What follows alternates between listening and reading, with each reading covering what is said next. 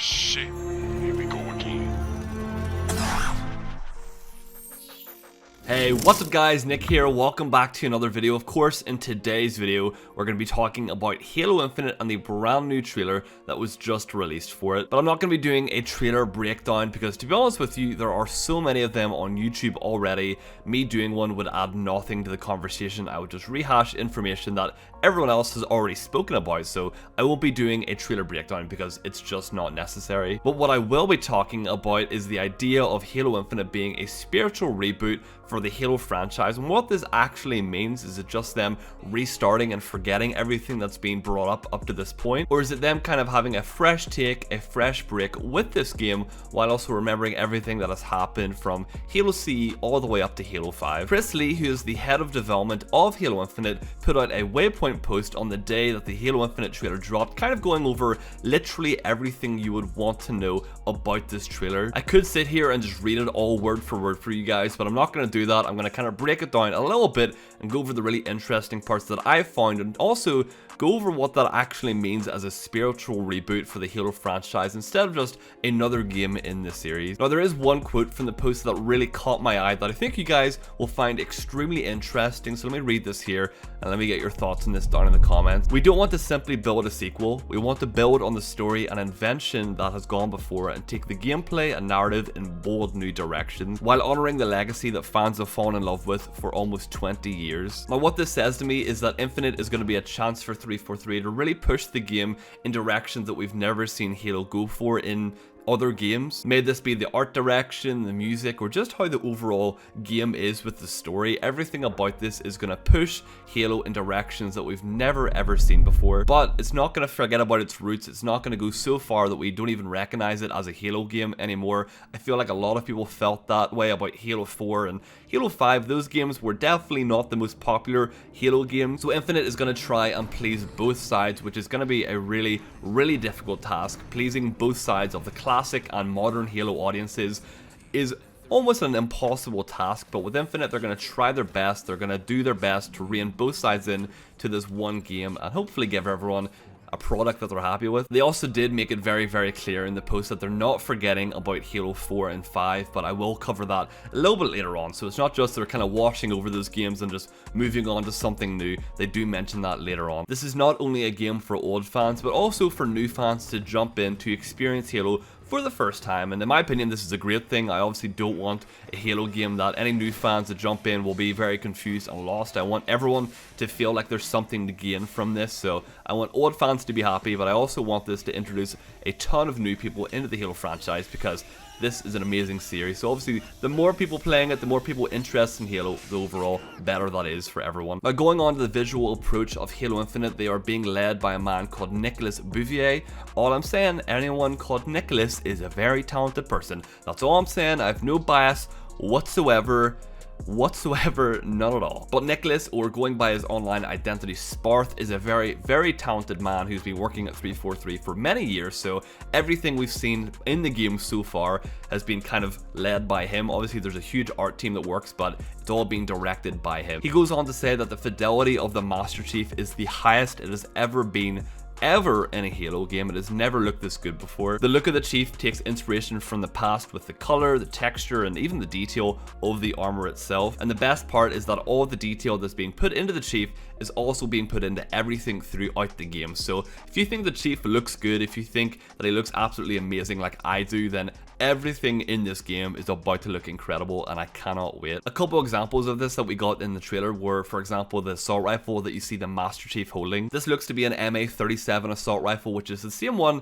that can be found in Halo Reach. So this is obviously a callback to an older Halo game, something that a lot of people will recognize and know the look of instantly. So that's really cool that they're automatically from the beginning in this trailer using older Halo games to kind of bring it into the newer generation of things with Infinite, which I am very happy about. And even the UNSC logo that we can see the pilot wearing looks to be going back a little bit. It's going back to the original games with the same design that we all know and love from the older games. So I'm super happy about these two little changes, but they're still awesome. Well, I say little changes as the assault rifle is probably going to be a main weapon in this game, but I'm super happy. I always love the Reach AR, so to see that come back makes me super stoked. But going on from the visuals of the game, the callbacks go far beyond that, and if you listen to the shield recharge noise. You may just recognize it. If you're a fan of Halo, you might just know it from somewhere.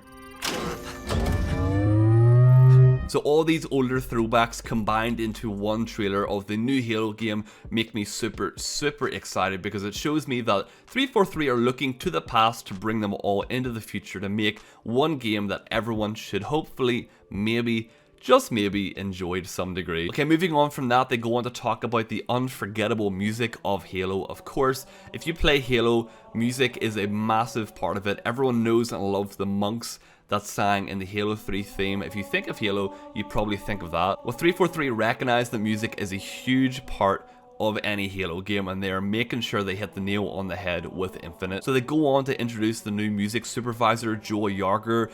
I had never actually heard of this man before, but I have definitely heard of the games that he has worked on. The two absolute main ones were God of War, which was actually my favorite game of 2018. So the fact that the man that worked on God of War is working on Halo Infinite makes me so excited. And he has also worked on Uncharted, which is obviously a massive game series. So the fact that he's worked on God of War and Uncharted, which are just two mammoth game franchises, is just incredible and makes me super excited just by that fact. They then go on to say that he has been tasked with finding composers that really hit that familiar tone of Halo, while also introducing brand new threats, wonders, discoveries in dramatic and immersive ways. They then introduced Curtis Schweitzer, who composed the music for the Discover Hope trailer and other music in Halo Infinite. I gotta say, the Discover Hope trailer absolutely blew my mind. The thing about the trailer that probably hit me the most was the music. It sounded so Halo, yet also new at the same time, which I absolutely loved. The music that played while the pilot was looking at the hologram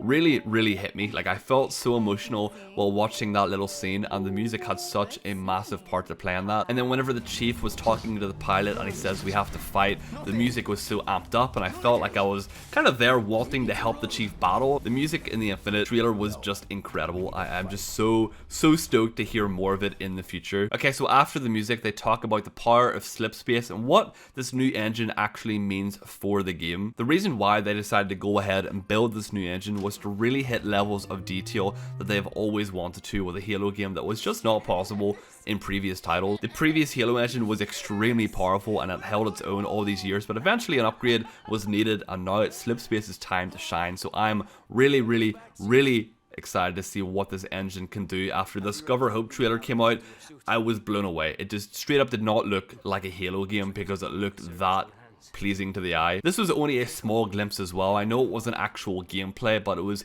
in-game. It was actually footage used within the engine, so I can't even imagine what the actual game itself is going to look like. Moving forward with Halo Infinite releasing on the Xbox One, which is confirmed, so if you still have your Xbox One and you don't want to buy a new console or get a PC, you don't have to, because Infinite will be releasing on your Xbox One. That is 100% confirmed. But since Infinite is coming out on this new Xbox as well as PC, they obviously want to ramp Halo up to a whole new level and take advantage of all this new technology that they have with the console and PC. So I think Halo Infinite is going to be an absolutely gorgeous game. We can tell that instantly from the Discover Hope trailer. It was beautiful. The main thing that this new engine is going to bring is it will actually give artists and engineers more flexibility and less limitations to work with. New technology and tools have been created to take Halo to that next level. So basically artists are going to have a lot more pixels to work with than what they have before. Obviously, if you're working with older technology, you're going to be very limited. You have to keep, frame rates in mind. You have to keep memory in mind. Everything has to be kept in mind. But if you have a new engine that is a lot more optimized, the artists are going to be able to just go off with whatever they come up with. So that's very exciting. And then they go on to talk about the narrative of the story, and it has now been confirmed that the Discover Hope trailer is actually the first scene in Halo Infinite. That is the beginning of the game. Whenever the pilot discovers Chief, that is where the story begins. Halo Infinite will be a direct continuation from Halo 5, but in the pursuit of a spiritual reboot, this will also be a chance to introduce new fans to the franchise. This story will mark the beginning of a new chapter for the Chief, but will respect everything that has happened to get to this point. So basically what this is saying is that Halo 5 will not be forgotten about. It won't just pretend like that game never happened, even though some people might be okay with that. But Halo 5 certainly did happen, and this story will respect that. It will carry on from the ending of that game, but it will also make sure that if you're a new fan, you never play Halo 5 before, you won't feel completely lost. But if you went through, you're an old fan and you played all the previous Halo games, there are going to be plenty of things in this game that will make you feel directly at home. You'll feel like it's another Halo game in this saga and you're not just playing some random new game with a fresh story that you have no idea about. That was something I was kind of worried about. I was afraid they would forget about Halo 4 and 5 and just kind of move on with this game and just act as if it was another story with the Chief a couple years after these events and just kind of wash over the fact that 4 and 5 did happen. So from the sounds of all this, Halo Infinite is about bringing together the past and future of Halo to make a game that every fan of the series will appreciate in some way or the other. A spiritual reboot is not only a fresh start for the series, but it's also a chance to realign what Halo truly is. In my opinion, the best series in the world. So hopefully this has kind of broken down what 343's idea of a spiritual reboot of Halo Infinite is. It is not just